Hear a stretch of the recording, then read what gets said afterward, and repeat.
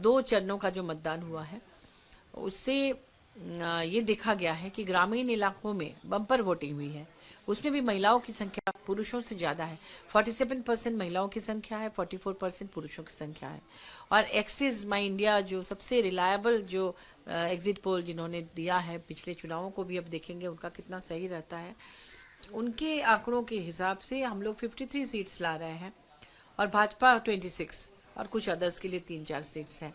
तो इससे ये पता चलता है कि ग्रामीण इलाकों में जो बम्पर वोटिंग हुई है वो हमारे पक्ष में है, क्योंकि जिस तरह से अंतिम व्यक्ति तक विकास का लाभ पहुंचाने का प्रयास हमारी सरकार ने किया है, वो कहीं ना कहीं लोगों को अंदर तक वो बात अच्छी लगी है। बीजेपी भले ही अपने इतने सारे नेताओं को लेकर आए, प्रधानमंत्री और होम मिनिस्टर और उनके इतने सारे मुख्यमंत्री, उप मुख्यमंत्री या एक्स मुख्यमंत्री, सबको लाकर उन्होंने झारखंड में सिर्फ नफरत फैलाने की कोशिश की, जहर घोला यहाँ की हवाओं में। और घुसपैठिया, बटोगे तो कटोगे, बटोगे तो कटोगे का मतलब ये हुआ कि आप बाबा साहब अम्बेडकर का खुलेआम उनको अपमान कर रहे हैं, क्योंकि अम्बेडकर द्वारा बनाया गया जो संविधान है वो सबको ये अधिकार देता है, बराबरी का और समानता का अधिकार देता है। आप उसको जुटला रहे हैं, आप बाबा साहब अम्बेडकर की का अपमान कर रहे हैं। घुसपैठे की बात करते हैं। कोई भी देश अगर चाइना से कोई हमारे देश में प्रवेश करता है तो केंद्र सरकार की जिम्मेदारी है उसे रोकना, या फिर राज्य सरकार की जिम्मेदारी है जिस राज्य में वो प्रवेश कर रहे हैं।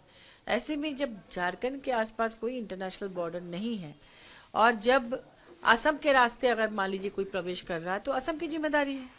आप ही कह रहे हैं कि घुसपैठिया है, तो आप अगर घुसपैठिया को जान रहे हैं तो आपके जो सांसद और विधायक जो हल्ला बोल रहे हैं इसको लेकर, वो खुद ही उनका नाम पता लेके क्यों नहीं गृह मंत्रालय को दे रहे हैं? केंद्र सरकार के पास तो पूरा गृह मंत्रालय है, वो चाहे तो आराम से उनको अरेस्ट कर सकते हैं, जांच कर सकते हैं कि उनका जो आईडी पासवर्ड है वो फर्जी है कि क्या है। जनता जानती है ऐसा कुछ नहीं। अगर हमारे मोहल्ले में कोई बाहर का आदमी रहने आएगा तो हमें पता होगा ना।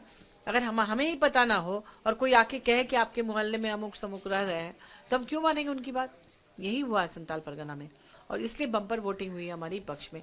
क्योंकि भाजपा के कार्यकाल में जिस तरह से महिलाओं की तस्करी होती थी, यहाँ रोजगार नहीं था, पलायन था, विस्थापन था, ये मानव तस्करी था, तो उसको रोकने के लिए माननीय हेमंत सोरेन जी ने सबको रेस्क्यू कराया, लड़कियों को, नाबालिग लड़कियों को, और करा के यहाँ तरह तरह की योजनाएं दी, जिनमें से मैया सम्मान भी एक है, राशि देना।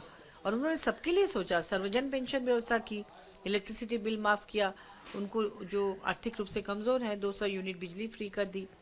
उन लड़कियों के लिए जो ट्रैफिकिंग का शिकार होती थी उनके लिए सावित्रीबाई फुले किशोरी समृद्धि योजना दे दिया कि 40,000 रुपये क्लास 8 के बाद उनको मिलेंगे 12 तक, तो वो इधर उधर भटकेंगे नहीं या कोई उनको प्रलोभन देकर उनकी मजबूरी का फायदा नहीं उठाएंगे। उसी तरह से उन्होंने फूलो झानो आशीर्वाद योजना दिया, फिर पलाश ब्रांड लॉन्च किया ताकि वो कुटीर उद्योग जो डेवलप करेंगे, स्किल डेवलपमेंट वगैरह करा के उसमें सब्सिडी रेट में लोन देकर उनको मदद करेंगे, तो फिर उनके सामान को बेचने के लिए, उनके मार्केटिंग के लिए उन्होंने पलाश ब्रांड दे दिया कि लोग आंख मूंद कर वो सामान भी ले सकते हैं, बेच सकते हैं। इतनी सारी योजना, और भी अबुआ आवास योजना है, ग्राम गाड़ी योजना है, किसानों का 2 लाख ऋण माफ कर दिया। तो ऐसे करके हजारों ऐसा काम उन्होंने किया है जिसकी बदौलत जनता उनको काम को देखकर वोट कर रही है। एक भी बार हमारे जो स्टार प्रचारक हैं आप देखेंगे, कभी भी विपक्ष के किसी नेता पर या हमारे पार्टी से टूट के जो गए भाजपा जिनको ले गए उनके खिलाफ एक भी शब्द अनाप शनाप नहीं बोला, सबके साथ सम्मान पूर्वक व्यवहार किया। व्यक्तिगत आरोप प्रत्यारोप हमारी तरफ से किसी ने नहीं किया, बल्कि उनको और ज्यादा सम्मान दिया। और वहीं दूसरी ओर भाजपा के लोग व्यक्तिगत हमला, लोगों के पीछे लगना, तोड़ फोड़ आपस में कराना, धर्म के नाम पर लोगों को लड़ाना, जहर फैलाना, यही सब में उनकी पूरी एनर्जी चली गई। और इसलिए जनता को अब आप बेवकूफ़ नहीं बना सकते हैं। आप काम कीजिए, जनता निश्चित रूप से आपको वोट करेगी।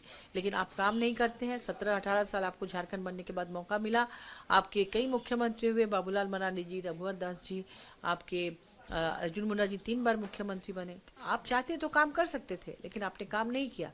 आप सिर्फ जुमलेबाजी करने के लिए झारखंड में आते हैं, अपने तमाम नेताओं को लेके आते हैं। हमारे रांची में रातू रोड में प्रधानमंत्री जी को आना पड़ा 3-4 दिन पहले चुनाव के, क्योंकि हम लोगों से वो लोग घबरा गए हैं कि भाई ये सीट हाथ से गया। तो राजधानी भी इस बार हमारी होगी, जबकि भाजपा कहती है कि राजधानी या शहरी सीट उनकी है, लेकिन आप देखेंगे कि इस बार राजधानी हमारे खाते में होगा। तो जनता का रुझान हमारी तरफ है, हमारी पार्टी की तरफ, हमारे महागठबंधन की तरफ है। आज मुख्यमंत्री के साथ मीटिंग हुई है।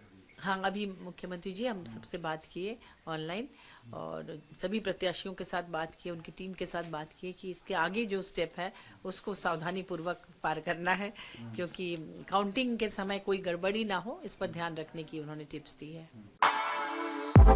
For exclusive and insightful videos, subscribe to our new channel ABP Live Premium.